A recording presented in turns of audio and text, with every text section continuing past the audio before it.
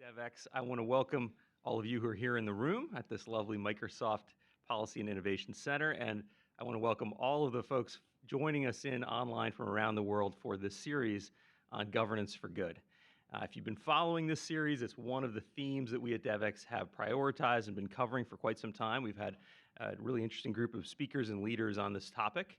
And we are continuing that series with somebody who is well known, I think, in our community and certainly deserves that position to be well known. That's Congressman Ami Bera.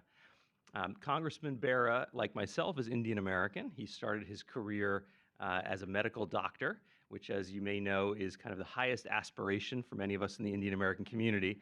And he decided to go and one-up us by also becoming a congressman. So there are probably thousands of children right now growing up in Indian American households who are being told, why can't you be more like Congressman Bera? You've ruined it for... Go to medical school first. Yes, you've ruined it for all of us. But Congressman Bera has now been the longest serving Indian American Congress. He's got a long track record and career on the many issues that those of us in the global development community care about: human rights, global health, certainly with his medical background. And he's also become very adept at something he probably thought was just a medical term, which is rescission. He's learned a lot about that since coming here and helped to push back on what is probably more of a painful procedure in Washington than in a hospital. And that has been maybe the biggest story of the last couple of years, something this community has very much watched closely. Congressman Bera chaired the Oversight Committee, which was responsible for oversight of U.S. foreign assistance, including USAID. He's now the new chairman of the subcommittee for Asia and Nonproliferation. He's focused on Asian development. He continues his focus on global health. And he plays a really important role as a voice, I think, for this community. So you are an excellent speaker to be a part of this series on governance for good, a series which would not be possible without partners.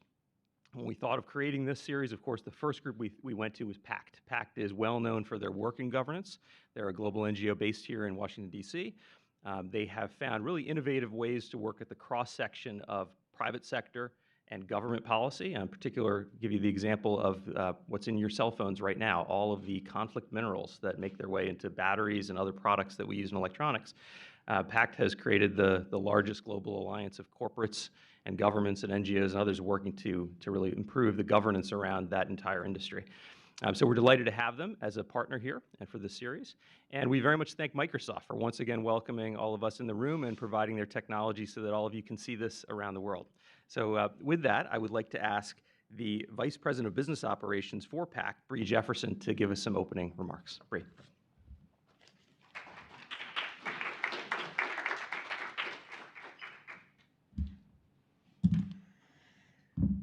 All right. Thanks, Raj, for that great introduction, and thanks everybody for being here. This is a really important event, and I think the more that we raise our voice for events like this, the more we need to be heard. I think we all know this is a critical time for us. It's a critical time for us to raise our voices. It's a critical time for us to make sure we are really thinking about how we govern as an organization. And so it's really important that we, from the international development, from global health, from global development, really raise our hands up and say that it's important that the leadership that we do continues. So it's an honor here to introduce the Congressman. I really appreciate it. You've been a great partner to global health and global development, and we appreciate that. Your voice is important to us, and so we want to make sure we're here to support you as you're here supporting us. Before I hand over the mic, I just want to say just a few comments about the importance of today. In the last decade, we've seen extraordinary advancements in the area of global health. More women and children are surviving childbirth than ever before, and that's because there's been improved quality of healthcare and healthcare services. I've just returned from a trip and saw that firsthand. From where we were a decade to where we are today is absolutely incredible, and we need to continue that fight. My father contracted polio in 1956. It completely changed the trajectory of his life. He never would have imagined, as of 2019, 2 of the 3 strains would be eradicated. We're piloting the first malaria vaccine right now in Ghana, Kenya, and Malawi. 2 new countries, Algeria and Argentina, have officially been certified by WHO as malaria-free. Who would have thought? I started my career at the height of the AIDS epidemic. My job was to provide granting dollars in South Africa to organizations for coffins. AIDS-related deaths worldwide have been reduced by more than 56% since then. That's because people like us are really advocating and working to ensure that those burden of disease continue to move towards eradication. This would not have been possible without the leadership of the United States and the frontline advocates of health, whether that's a congressman, whether that's Pact, whether that's the Gates Foundation. It's paramount that we continue together to push for change, to push for continued progress. Here at home, we have to fight harder than ever.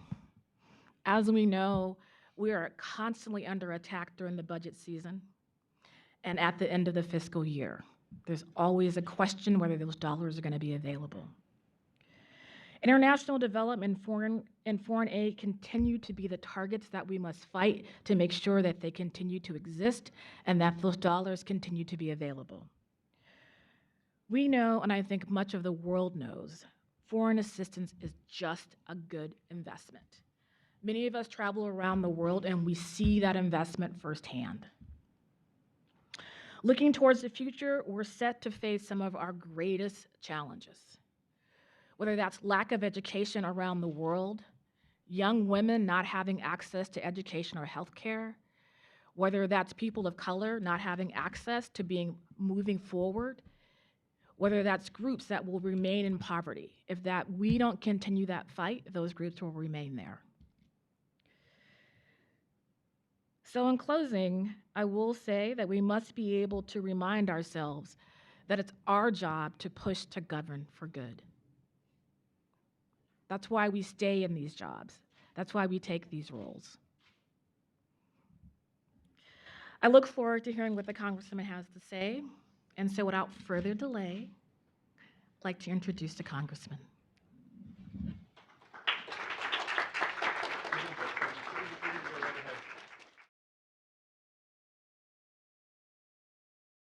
Good morning. Really appreciate that. And I do want to hand over the mic to my colleague, Adva Saldinger. She's a senior reporter at Devex, I think well known to all of you, especially those of you who like to geek out on the latest in development finance. Adva often has the scoop and the story about what's happening at the intersection of business and global development, and she's going to lead an interview today with Congressman Ami Bera. Thank you. Thanks, Raj, and thank you, Congressman, so much for being with us today. And you join us on a morning where in just a few hours we expect the House to deliver articles of impeachment to the Senate. So I'm sure that's something that's respite for me. Yes, I'm sure that's something that's top of mind to many people in the room and people watching. And I think there is a concern in the development community about what could that mean for foreign aid? What does the sort of increased partisanship on the Hill and sort of the attention that impeachment rightfully draws within Congress mean for foreign aid priorities in the year ahead? Well, so my hope is that we can walk and chew gum at the same time, right? And that we will put our constitutional duties and impeachment over here. At the same time, we're about to enter appropriation season and so forth. So, we've done our job in the House. Let's, compartmentalize impeachment. And then let's do our job of healing this country, right? I mean, trying to heal some of the divides. And it is a really interesting time, not just in the country, but obviously in our government. Things that historically weren't partisan have become partisan. And I was talking to Raj a little bit earlier. There's this weird convergence on kind of the far left and the far right in terms of isolationism. And you see it in some of the votes that are there, and you see it in some of the candidates on our side. And with regards to foreign aid and development, it's not just if President Trump gets reelected, and we've seen how he's approached foreign aid and development. There's a broad spectrum of approaches in the candidates that are running on our side, so who we nominate probably matters as well in the aid and development world. And you mentioned, obviously, that these issues have historically been a place for bipartisan cooperation. And I think, even in the last several years, we've seen that. And, even within this administration. And certainly in terms of budget, we've seen Congress push back in a bipartisan way. Do you think that that continues? Do you think there's still an appetite for that sort of bipartisan cooperation on these issues? You know, on aid and development, I mean, I'd say I probably don't agree with Senator Graham on a lot these days, but, you know, fighting against the rescission, Senator Graham was probably one of our biggest allies, because the president doesn't take my phone calls, Mike Mulvaney doesn't take my phone calls, but hopefully they are taking Senator Graham's phone calls. And, you know, it's a constant fight. Yeah, I don't think we're going to expand greatly aid and development funding, but kind of holding the line, that matters. I also worry about kind of a bigger trend that, you know, certainly you can trace back to 9/11 and post 9/11, where, you know, if you think about our foreign policy apparatus, it's that three-legged stool, right? Defense, but also development and diplomacy, and, you know, that it's totally out of balance right now.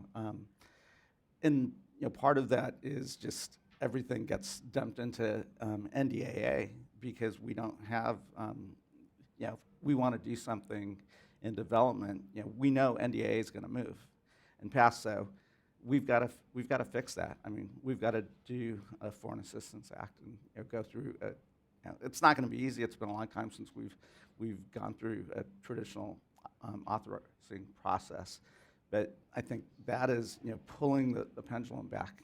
And so we, on foreign affairs and foreign relations, working with the appropriators, you know, can get back to a more normal process. And not going to be easy, but I think it's necessary. And I think we've got some big advocates and allies within the DoD and the defense space that can really help us.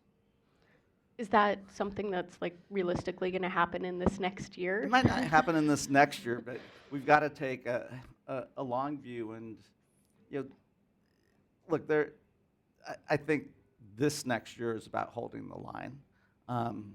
It is, you know, I look around the folks in this room, this is going to be an inside-outside game, right? When I think about, you know, the DoD and defense have lots of allies that are constantly coming up on the Hill and talking to folks and making the case. In the global health, foreign aid, development world, you don't quite have that. You're starting to see that advocacy in the organizations. And I think it is a matter of working with my colleagues, certainly to educate members of Congress on why this is important and why it's cost effective as well.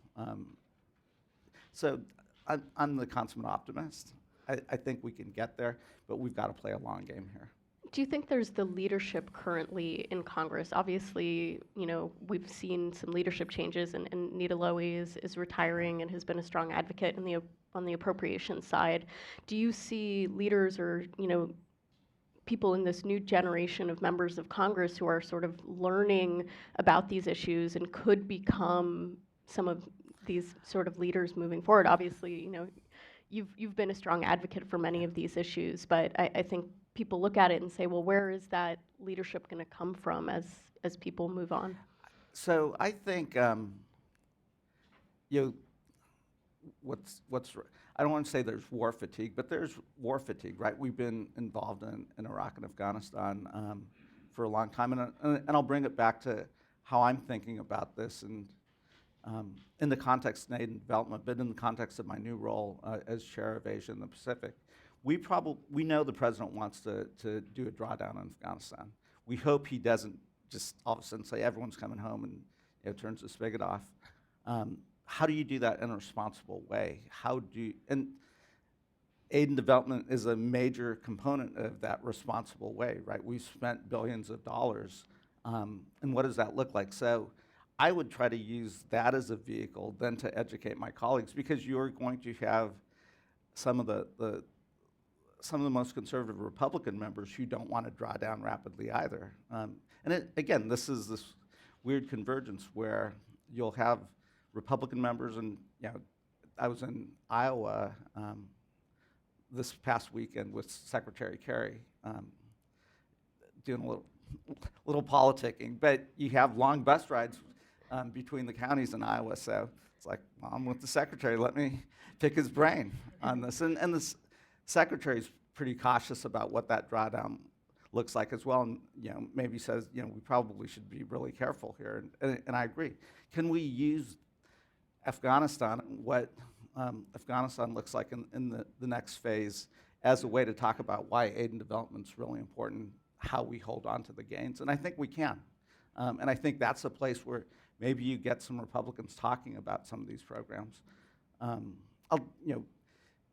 Ted Yoho is a classmate of mine. We came to Congress together, and Ted knows I talk about. It's been fun kind of watching Ted evolve and develop. This is a guy who I don't think ever traveled out of the United States before he got to Congress, and we went on the first overseas trip, and for him to get out there, and we visited some USAID programs in India, and so his eyes started to open up, and it's like, oh, this is why we're doing this, and if we're not here, somebody else is, and we may not, they may not have our interests in mind, and then to watch Ted really lead the BUILD Act.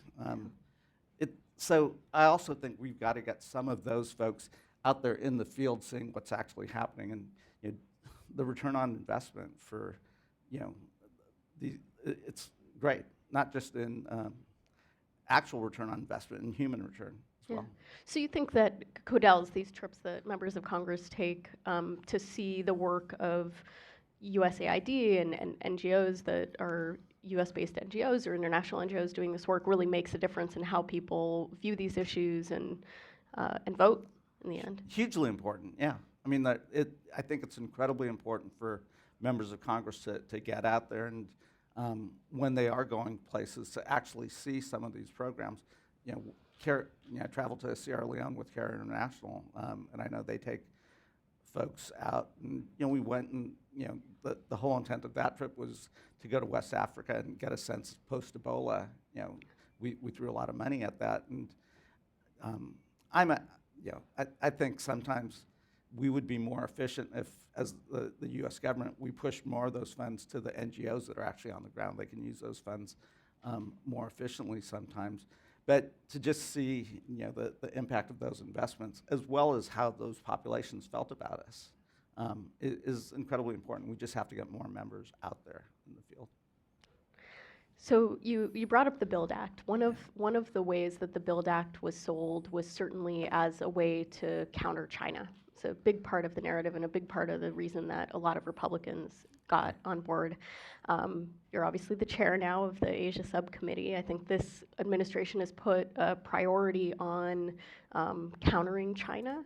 I'm curious what you make of sort of China's aid programs, and is there an opening for the U.S. to work with China on some of this in certain cases? Yeah, that would be the hope. I mean, we certainly are going to be competitors with China, but are there places where we could be collaborative? I mean, think about some of the issues that China is dealing with emerging diseases, with coronavirus and other things. They don't have the public health infrastructure necessarily to address this. We have some expertise, and that may be an area where we could go in and work in a collaborative way. And the reason why it matters to us is the world is an interconnected place. We can't say we've got these two big oceans that protect the United States. Disease travels fast in today's world, so it matters. It's in our interest to build infrastructure and public health infrastructure overseas in China and Africa and elsewhere, and to take some of our expertise to work with the Chinese, and that may be an area of collaboration. Even One Belt, One Road, we talk about that a lot and talk about countering China, but this is something that Secretary Kerry talked about. It's like, we missed an opportunity. We could have tried to reach out to the Chinese and work with them on One Belt, One Road. And that's not obviously going to happen in this administration, but is it something that we could think about, starting in January of 2021? And we are going to be competitors with China as well. And, but there are places that we're not right now, and that's of concern. So you talked about global health security as one potential place to cooperate. You recently sat on a committee that was organized by CSIS focused on strengthening global health security and America's position in global health security. And I'm curious what you feel are some of those key takeaways, and whether you think there's an appetite to move ahead with some of those recommendations, at least the ones that Congress can have a role in pushing? I think so, and we, along with Susan Brooks and others, and we're going to miss Susan Brooks. I mean, she was someone who got this, and on the Republican side, obviously, an advocate, and I hope she stays involved and engaged. I think we're going to look at the recommendations and the findings and start to think about, okay, well, how do you turn that into legislation? And I think that's important, again, especially as we go into appropriations season. I think one of the biggest findings that jumps out to me, and I think is absolutely important, and if we think about when we did aid and development a little bit better in terms of Congress, we took a long view, right? I mean, you can't, what you're talking about is multi-decadal investments and sometimes generational investments, and that can't shift every 4 years, right? You have to have, particularly for the NGOs and the folks that are out there, you have to have that ability to count on that funding, because you're making investments that you may not see the return on for 10 years and so forth, but then those returns are huge. So that's one thing that we'll think through. How do you do some of that? The other area that wasn't explicit in the report that we've really, when I was chairing Oversight, we're starting to do a deep dive in is, great, so we appropriate these funds. If it takes 6, 8, 9 months and you get those funds in the last 2 months of your fiscal year, it's really hard to run an organization like that. So, within the Trump administration, we wanted to get a sense of, is there an intentional slow walk? And there probably is some intentional slow walk, but it isn't just that administration. The bureaucracy also, and sometimes for good reason. You want to make sure those funds are going to the right place, but can you streamline that process? And I think you can. So that's, even though I've switched subcommittees, we're going to continue to look at that and think about what are the processes that we might change to make funding more predictable and more efficient. And that's an area where you probably can get bipartisan engagement. And you think there are ways that Congress can have a direct impact on how those processes are carried out? Yeah, because we probably put some of those processes in place. So if we made those processes, we could probably take them away. Yeah. I think there's probably a lot of people in this room who would be happy to see a streamlining of that. And that would actually be an ask of me, as well as the entire NGO. You guys are on the receiving end, so we need to know those stories, and because that'll help guide legislation. And I'm always cautious about Congress legislating sometimes, because there's the unintended consequences with good intentions sometimes. So it's important to hear from the folks in practice to say, this was a good idea, it was well-intentioned, but in actuality, here's how it works and why it hinders our ability to do the intent of Congress. I wanted to talk to you a little bit about your time at Oversight and about, the sort of how you view this administration's use of foreign aid, administration of foreign aid, and sort of how you would characterize it. I don't think this administration's a fan of foreign aid. I served with the acting chief of staff and OMB director. I would characterize, and I'd have to go back and look at his votes, but I don't think he's a fan of foreign aid funding. And that's where we just, again, when I don't think we're going to be super successful with the current administration, can we hold the line here? And there's a story to tell, right? So I'll use the example of the crisis on our southern border. The crisis in many ways is exacerbated by the Trump administration, right? We've authorized and appropriated funds for the Northern Triangle countries to address the issues there and try to build better governance and address some of the systemic issues that are happening in those 3 countries, so you can slow down the people who are fleeing, rightfully so, some pretty horrific conditions. And they're parents making a logical choice to say, my kid has no future here, and you know, I want them to have a better life. How do we build a better future there? And that's the intent of those funds, and you get Republican support for some of that. And by the president either cutting those funds or slowing those funds getting there, he's exacerbating the problem. We're not solving the Southern crisis problem.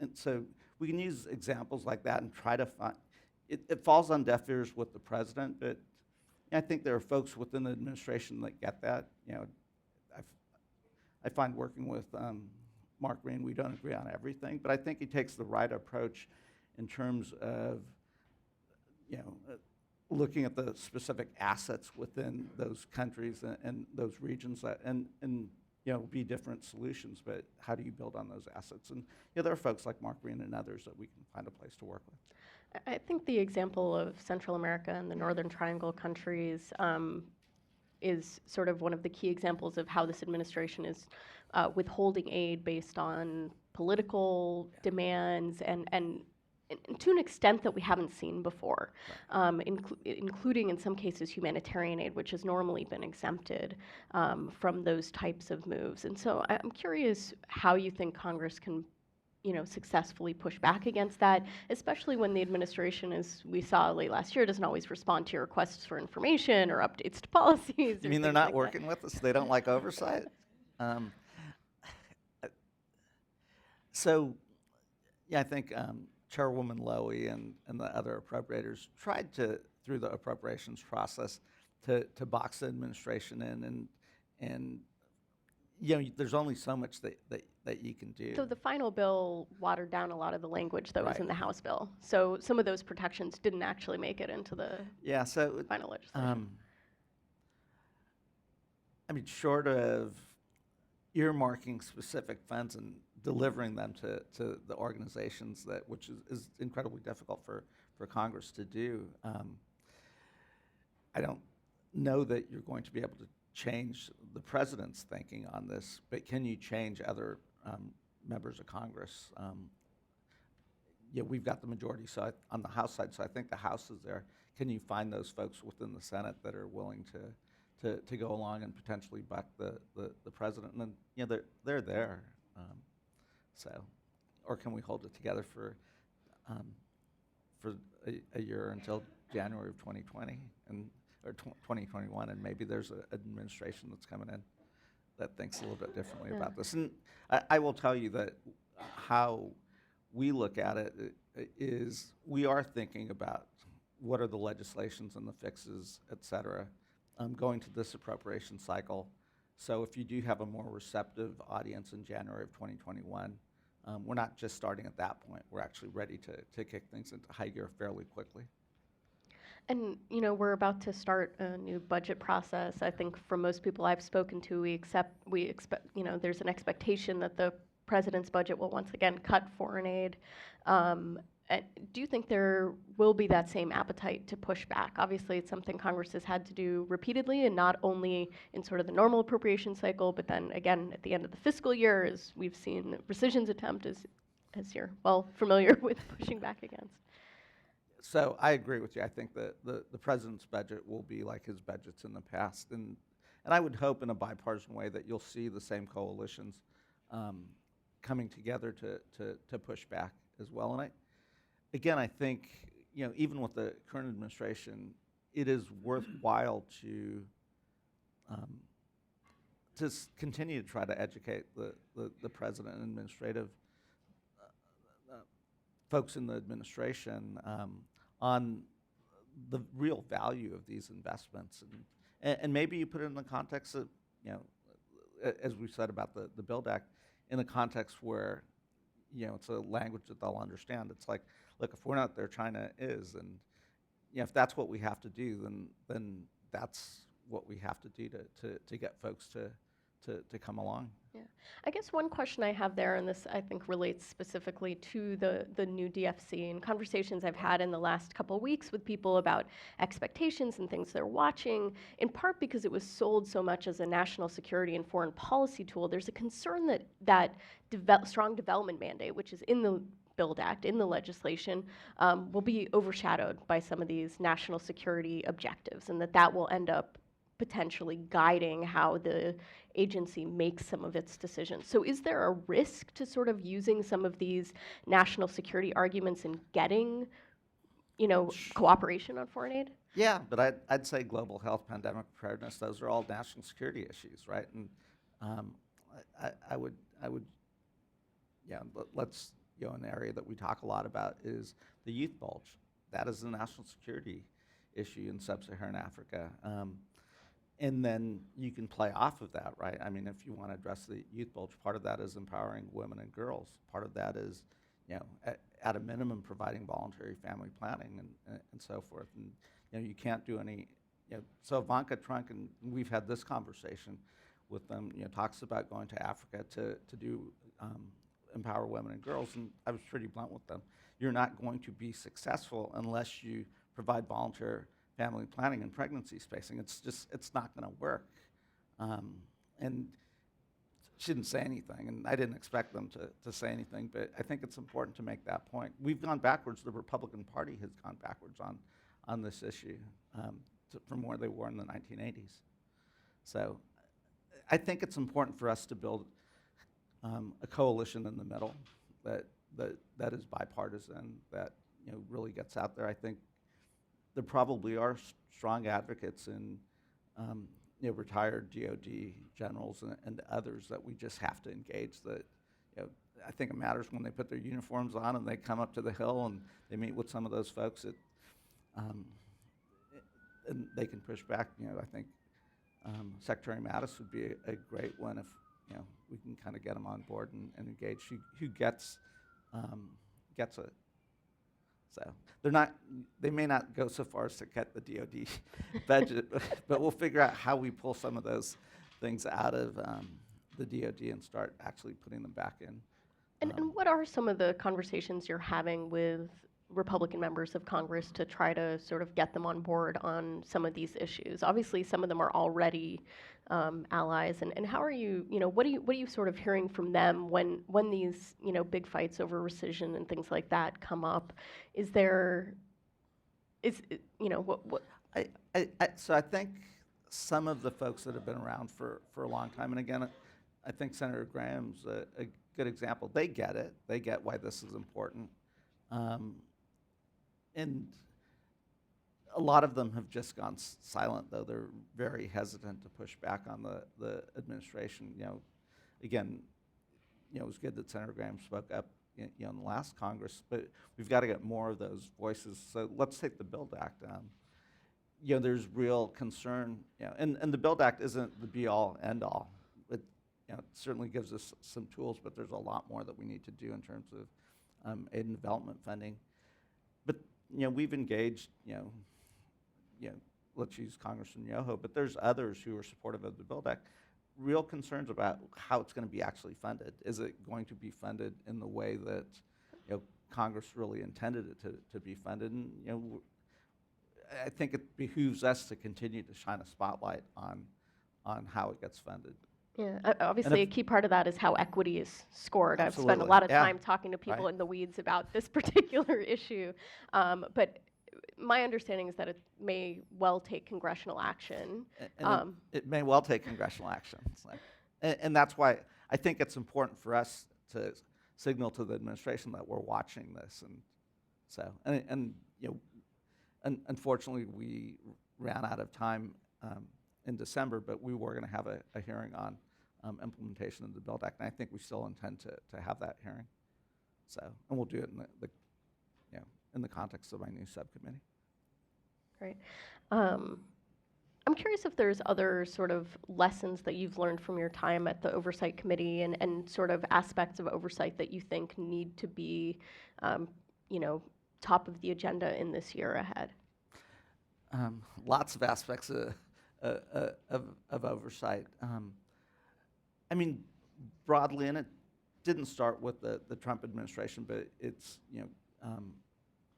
been going on for several decades. But the balance of power really has shifted, as you've seen more and more move over to the executive branch, more executive orders and so forth. And it's not great for a functioning democracy to govern through executive orders, because we see how quickly a new administration can come in and just overturn that if they have a different set of priorities. And we have to get back to a better balance. And I think that is the work of this next decade. How do you start to legislate? And President Trump may be the one who fully showed how little oversight Congress has, just in terms of how he's flaunting things. And hopefully that is the wake-up call. Again, it's not a given. I'm an optimist. I actually think you will start to see that governing central coalition, and I think whoever that next president is, whether it's in January or 4 years from now, really does have to, hopefully is the benevolent president. Presidents don't want to give away power, but hopefully it is that benevolent president that starts to rebuild the institution of Congress. Great. In just a couple minutes, I'm going to come to the audience in the room for questions, so get ready. One issue I wanted to ask you about is climate change. It's obviously an issue in conversations about sustainable development that is a key priority, and fully integrated with fighting poverty and all the other issues that the SDGs are trying to achieve. And I think obviously it's a politically difficult issue in Washington right now. And it shouldn't be, right? I mean, unfortunately. But do you see a way for Congress to cooperate and make progress on the issue of climate, or particularly, maybe specifically about climate vulnerability in aid work in low-income countries? Yeah, I do. I think I also sit on the Science-Based and Technology Committee, and you've seen a market shift. Now, some of that is there's a new chairwoman of the committee, and the prior chairman, really had regressive views on climate science. But that conversation shifted. So even the Republican members on that committee, talk about it. When I was in Iowa, even talking to conservative folks, they've seen rampant flooding of the Mississippi, so it's very real. Talk to Tom McClintock, who's not exactly a liberal member of Congress, but his district has been ravaged by fires in California. So it's right there in your face, so we can try to deny it, or we can start to proactively address it. And then in the national security realm, we talked about kind of the youth bulge, but a national security issue is the real displacement, the number of people, or tens of millions of people around the world that currently are displaced. That's going to accelerate with the lack of food and lack of water.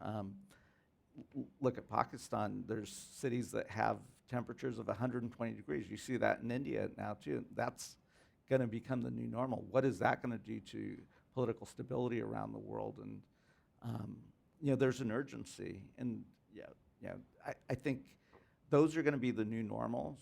But how do we, certainly stop the acceleration of climate change, stop the acceleration of ocean rise, and how that's going to impact places? It's again, Matt Gaetz isn't exactly a liberal member of Congress, but he gets it because he represents a district in Florida, and Francis Rooney and others. You're starting to see folks, and what's changing is their communities and their districts are being impacted by this, and so I think there's that opportunity, and we can't do this by ourselves. I mean, what is sad about the current administration, that they really have been attacking multilateralism, and this is going to require a global commitment and a global response, and it'll require all of us working together. So, is there a way that specifically within the foreign aid budget process or some mechanism like that where you think that some of this work could start to be done, at least from a, maybe if it can't happen for U.S. policy right now, for domestic policy, because there isn't that, understanding, but a way that you could at least help fund some of these most vulnerable communities to climate. I think there probably is, and this is where, again, I'd look to folks in this room to kind of come in and help direct us, say, hey, here's something that we think, I'm in a room full of people who are smarter than I on this issue. Come help us. So we don't have huge staff, so give us ideas on where we should be legislating, what we should be thinking about. So. Great. All right, well, now we'll open. Oh, wow, we've got lots of questions. Uh-oh. All right, what we're going to do is I'm going to take 3 questions at a time, and then we'll come back to the congressman, then we'll do another round. All right, we'll start with you, Lois. Thanks, Emily. Keep it easy, Lois. I know I will. First up, hi everyone, I'm Lois with the Global Health Council. So thanks to the Congressman and also to Adva for the conversation. You know that we at the Global Health Council have been convening the community about the next big idea in global health. And I think, to be fair, in global health as it relates to development, because we recognize we need to evolve too. But we're mindful that things really have changed from 20 years ago or so, when we really had the last big initiatives come through. And so how do we, first of all, what are your thoughts on how a big idea in this space would be received? And secondly, what sort of idea could we develop that plays well, not just to the middle, but to these extremes, the far left and the far right? Thanks. So I wasn't in Congress when PEPFAR came about, but I've spent time, picking Barbara Lee's brain and folks that were in the Bush administration at the time, because again, this was a Republican president that leaned into PEPFAR, and I think President Bush would say it was his proudest accomplishment and the thing that he hangs his legacy on. I think what Barbara would say is it didn't happen overnight. It was long-term sustained advocacy and pushing, not just from, and it wasn't Barbara just by herself, a number of folks. I also think the faith community in this case, can play a pretty big role. So and in the 80s, you saw a lot of the famines and there was just public pressure on a lot of this that that I recall. So I think there's 100 things we should be doing. Maybe it's finding the one thing, and that's that we want to do in a sustained way, creating that coalition and thinking about that one thing that then really impacts a whole bunch of other things, whether that's climate change, whether that's the youth bulge, which then you can move into women and girls in multiple different areas. I'm not exactly sure what that one is. But there's an appetite. But there's folks in this room. So you've been doing the work, Lois. What's come out of that community engagement? What's the big global health idea? I focus a lot on the family planning realm, because I do think that touches a whole number of issues, and I think we've just gone backwards, taking ourselves that, and then some of the restrictions that we're placing on aid and development, that people are walking away from our funds, or if they're taking our funds, they're definitely we're hindering the work that they're doing. So Great. All right, we'll go to the back room. Yeah. Thank you so much, Mark Engman, UNICEF USA. Really appreciate your being here, and also have to say appreciate Congress's bipartisan support for foreign assistance and for the budget. So our colleague at the outset mentioned the incredible progress the world's made in global health, and particularly saving lives, which is great. UNICEF and other international agencies are really trying to shift their mentality from a survive framework to a thrive framework. It's not enough just to save a child's life. You really have to make sure that you deal with kids with disabilities, make sure they have the best start in life. Not sure that USAID is there yet, and I'm just wondering if you could talk about that sort of shift. yeah. And Why don't we take a couple more questions, and then let's we'll circle back just to try to get some other folks in here. Why don't we, I guess we could go there and then work our way up. Right here? I think you were pointing to somebody. I was pointing to him. Sorry. All right. Oh. Congressman, Chris Collins with Friends of the Global Fight Against AIDS, TB, and Malaria. I want to thank you for your leadership on global health, and it was so wonderful to see the Global Fund increase last year, so really appreciate that. You know, we now have the potential to bring the epidemics of AIDS, TB, and malaria to an end. There's a potential to do that, and also help countries do more to prepare for pandemics of the future, and as they do that, build health systems that can respond to a variety of health needs of their people. So with that potential, and of course America can't do that alone, but we can rally the world in that effort to end those epidemics. Just would love your thoughts on kind of the appetite in Congress, and this kind of goes to Lois's question too, is how do we as advocates communicate about this potential to end the epidemics, and by doing that also build infrastructure in countries? What's your vision of where we can go on global health in this country, and how advocates can help push that? Great. And then if you want to just pass the mic forward. Oh, good. Thank you so much. Thank you.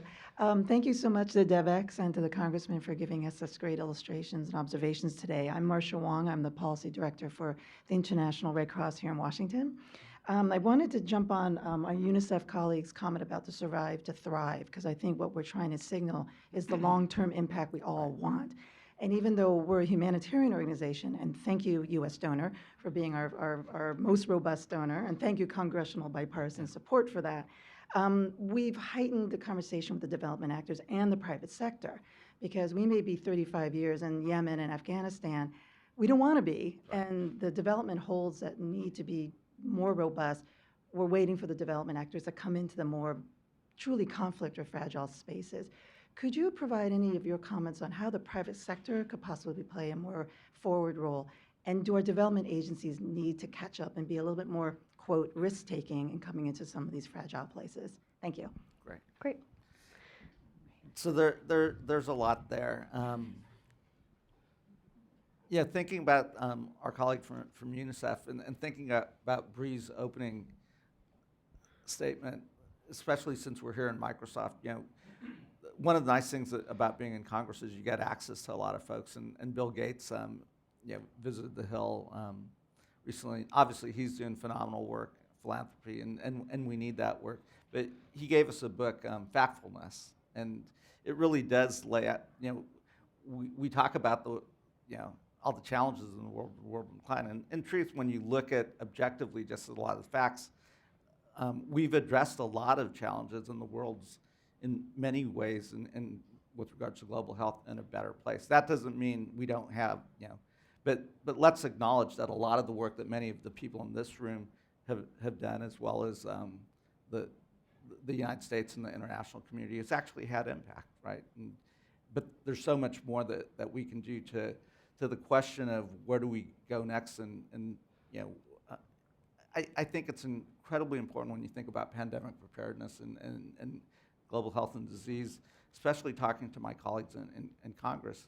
It is a national security issue, and the truth of the matter is we can either deal with those pandemics and those diseases here in the United States, because again, they will travel, or we can try to build infrastructure in the countries where you're seeing it. I touched on, you know, you've seen SARS and other diseases pop up in China. Can we go in and identify some of those challenges there and help build assets? You know, and you know, when I think about Africa, and it's something that Mark Green and I talk about, is how we would address public health in the United States is going to be totally different than how you might address it in Africa. And we should be conscious of that. We shouldn't go out there and say, hey, here's what you need to be doing. We should invite them in and you know, do things like predict, which, you know, for my home institution where I'm on faculty, UC Davis, it was out there, again, helping train epidemiologists and, you know, finding the folks in the countries there, giving them the tools, you know, using technology. You know, you can do lab testing much more rapidly and stuff. So it's things like that, and we shouldn't think about doing this by ourselves. We should obviously think about collaborating with the international community. We should think about corporate global responsibility and thinking about those organizations that are out there as well, because it probably is in their corporate interests as well to create stability. That opens up new markets, et cetera. And then the philanthropic community. And I don't know exactly what that looks like, but I think it's going to take all of us moving in the same direction and not seeing ourselves as competitors, and that goes with the NGO space as well, because you're competing for the same pots of money. I'm somewhat of a small government Democrat in the sense that we've got the taxpayer dollars and the funds and the resources, but the folks that are out in the field are much more nimble than, we're a big bureaucracy, and we should be careful. We have to have the oversight to make sure the funds that we're allocating are being used as they were intended, but we ought to provide some freedoms to the folks that are out there. Hopefully I touched on all three. I think you kind of did. I think we'll take one more round of questions. Want to come? Thank you, Devex, and thank you, Congressman. My name is Neil Ghosh. I'm with SOS Children's Villages. I'm going to shift a little bit to domestic issue because I think that might resonate the conversation you had. How can you bring people together conversation? So if you look at the U.S., globally, we all know the children's situation. Even in the U.S., 1 in 17 children face foster care. 70% of the kids in the United States juvenile justice system, 7-0, is coming out of the foster care system. So the organization I belong to is SOS. We're in 136 countries. So I have one question and one request for you to consider as you talk about building the bridge between the other side and all side, really. This is an issue that we can all care about. So recently I sent a letter to all the candidates with all the statistics, including President Trump. I'm not expecting a response, of course, but I sent it anyway. So my question to you is two specific questions. One, is there a possible for us to learn from you this is an issue all can agree. This is a domestic issue as well. Within the other side, all side, some congressmen that we can reach out to bring a coalition, and anybody you can think of, and I can contact Ryan to get some names. Second one, I will extend an invitation to you or others to come to our facility in Chicago, South Chicago, where we can see how the kids in the US, in our program graduation rate is 100%. Where the high school graduation rate in kids in the U.S. in foster care is 35 to 40%. So we have your question about how we can build a coalition. Can go there, and then we'll try to get these two questions quickly. I'm George Ingram with the Brookings Institution, and I appreciate your cautiousness in legislating, but also appreciate your suggestion that the Congress might act to fix the equity issue on the BUILD Act, and encourage you to do that. I think there's a really simple fix to bring it under credit reform. My question is, to get really in the weeds, I'm wondering to what extent you and the committee have paid much attention to the transformation at USAID, Mark Green's reorganization of the agency, because I believe it's one of the most important positive things he's brought for the medium and long term. The Congress has approved 7 of the 9 CNs. One of the ones they're holding up, a lot of us believe is one of the 2 most important reforms that he's bringing to AID, and that's the new PRP Bureau that joins budget and policy, something that AID had joined together 40 years ago, got broken away 30 years ago, and would allow the formulation of budget to be much better informed by policy. And if the committee's not paying attention to that, I would encourage you all to take a look at that. Great. We'll try to take 2 more questions here super quickly, if you can keep them brief so that the congressman has time to answer. I will, and I'll make it slightly more of a comment, I think. Marian Wentworth, Management Sciences for Health. Thank you for your support, your partnership with my organization. On top of global security, I do believe that foreign assistance actually opens markets and creates commercial opportunities for American business and American employment. And it's not an argument that I hear very frequently right now in the rhetoric, but I want to make that case. And things like the BUILD Act actually put infrastructure in place to make that possible. And I'd like to see us talking more about it because I think it will help during the budget cycle. Yeah, thank you. I'm John Coonrod at the Hunger Project and the Movement for Community-Led Development. One of the shifts during this administration has been that Congress and the administration no longer speak with one voice on human rights issues. And so Congress has been having to exert sort of American values on issues like Kashmir or extrajudicial killings in Bangladesh, separate from the diplomatic system. And how is that going? And what's been your experience of the ability of Congress to project American values independent of the administration? Right. We should probably let Bree ask a question since she's the sponsor this morning.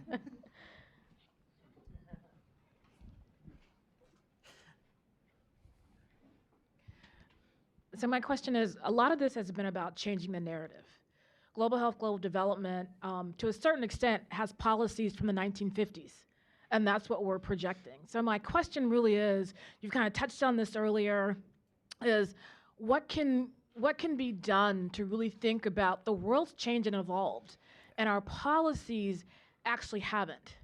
Even if you look around this room and you look at the demographics, I think we need to take a look at what are we doing and how do we do it? Because I think as the world's changed, we look a lot like the world more so than we think. So how can we help our policies state that? So there's a lot there. This is like an hour, and I've got to be on the Hill at 10 o'clock because we have a hearing on Afghanistan and the Inspector General. Obviously, it'll be a pretty interesting hearing, lessons learned. On the kids and so forth here domestically and internationally, yeah, I mean, you're going to have to invest in those kids. Where I've, still part of the reason why I'm a huge supporter of Planned Parenthood is it's planning when you're ready to be a parent. So when I think about pregnancy spacing, when I think about, and I'm using terms that should not be offensive to my colleagues on the other side, voluntary family planning, et cetera, trying to use that language. I think that's a big component in terms of addressing, orphans, addressing, is empowering women to truly plan when they're ready to have kids. And the Republican Party has gone backwards on that conversation, whereas, they, in the 80s, they probably were very pro empowering folks to not have unplanned pregnancies. I don't know how we shift that, and I hate to see our domestic politics then seeping into our international politics, which it really has, and hope so. That's how I think about that. We are paying attention to some of more so when I was in my oversight role. We certainly the Mark Green's reorganization of USAID and looking at that. I don't know that the full committee has been paying as close attention. I'll see Ambassador Green tomorrow. I think we're meeting, so we'll continue to kind of work on that. And I do think in all aspects we should tie funding and budgeting to policy outcomes, and that makes sense. I did mention in global corporate responsibility in that space. It is in the corporations and the business interest to create stability in these markets, to create development in that market. And I think, when I think about China and One Belt, One Road and, how we could partner, they want to open up these markets as well. I mean, and then, I'm a free market guy, competition's good, but it is in our long-term interest and long-term interest of the developed nations to make those investments in the developing world on human rights. I mean, this is not an administration that puts a lot of premium on kind of the human rights aspect of it, and it's a place where we've lost our leadership, and this is a president who really does seem to is drawn towards authoritarian leaders, the Erdogans, the Putins, the Dutertes, and the saddest thing is, I was in the Philippines recently, and talking to some of our foreign service officers, some of our career folks, and who we're trying to push the human rights case, and the pushback they get is, well, you guys are fine to talk. You guys are putting kids in cages. You shouldn't be lecturing us on human rights. And she's like, well, what should I say? And that's the challenge that we find ourselves in right now, is we don't have the moral authority if we're doing things that we find reprehensible, or the administration is doing things that we ourselves personally find reprehensible. On how do we modernize aid and development, and I toss diplomacy in there. I think that is a seminal question that I raise a lot. I think we had post-World War II, through the Cold War and post-Cold War era, we had a strategy that wasn't a Democratic or Republican strategy. It was something that both parties acknowledged and didn't shift from, and it was long-term, sustained, and successful, I'd say. I mean, I think we can be very proud of a lot of what we did post-World War II, rebuilding Europe, rebuilding Japan. If you look at where Korea was 40 years ago and where they are today, those are remarkable success stories, and in no small part because of the leadership of the United States. That said, we are in a different era today. So what is that 21st century foreign policy doctrine? We haven't written that yet, and I think that is, and I think we are still tied to a 20th century foreign policy doctrine. So there is that urgency of now, and I think that is, that I think that's what this next decade is about, is how do we rewrite the rules of the road, and how the U.S. wants to engage with the rest of the world in the 21st century. What institutions, what alliances, and I think it's going to be different than the last 7 years, and that actually gets me excited. I think if we have an administration that is open to thinking about what that is, we can, this could be like the 1930s or the post-World War II period, and Congress is going to have a huge role in figuring out what that looks like. And I think that's also, you're also seeing a generation that's rising. My hope also comes from, it's not happening fast enough, but you're seeing a feminization of Congress. Certainly it's one party that's feminizing a lot faster, but I think that also is going to be incredibly important, right? I mean, I think we will see a woman president in the near term, whether it's in this next presidential election, but that's inevitable. And I think women leaders will look at the world slightly differently. And I think there is war fatigue. So, our foreign policy has been led by the DoD in many ways, and I think that's going to start to shift as well. So, with that, thank you. We're out of time. Thank you so much. I think you guys should invite Senator Congressman. Graham here and ask him some of the same questions and see what answers you get. Yeah. So, Well, thank you great. so Thank much you. for joining us, and Appreciate thank you again to Pact and to Microsoft for partnering to make this happen. Great. Thank you. Be well. Thank you.